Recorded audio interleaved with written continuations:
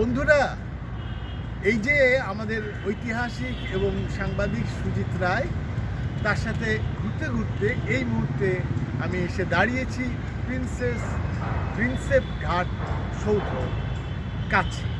এটি বিদ্যাসাগর সেতুর নিচে, এই যে দেখতে পাচ্ছেন এটি হচ্ছে সেই সৌধ।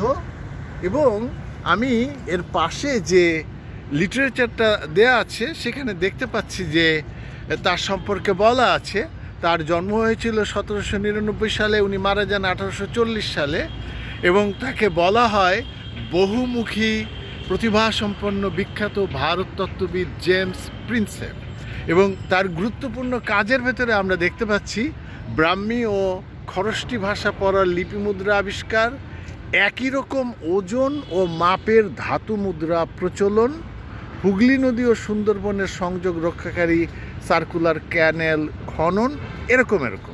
তিনি মারা গেলে পরের বছর কলকাতার মানুষরা তাদের ডোনেশন দিয়ে 12,000 টাকা তুলেছিল এবং সেই তুলে এই দৃষ্টিনন্দন যেটিকে বলা হয় আমরা সৌধ বলতে পারি, স্মৃতিসৌধ সেটি তারা নির্মাণ করেন। এবং বিভিন্ন সময়ে এই যে ঘাট, এখানে কিন্তু এদিকে আমরা হেঁটে গিয়েছি, সেখানে গঙ্গা নদী, যেহেতু এটা বিদ্যাসাগর সেতুর নিচে তো গঙ্গা নদী, এবং এই ঘাটটা বেশ নান্দনিক, সেটা আমরা আলাদা একটা ভিডিওতে দেখাচ্ছি।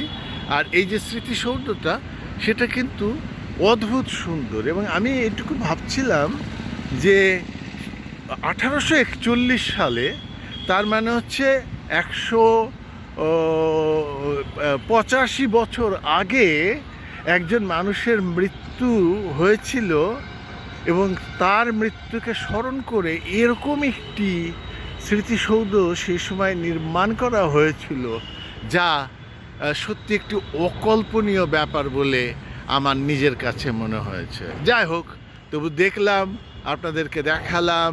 সবাই ভালো থাকুন।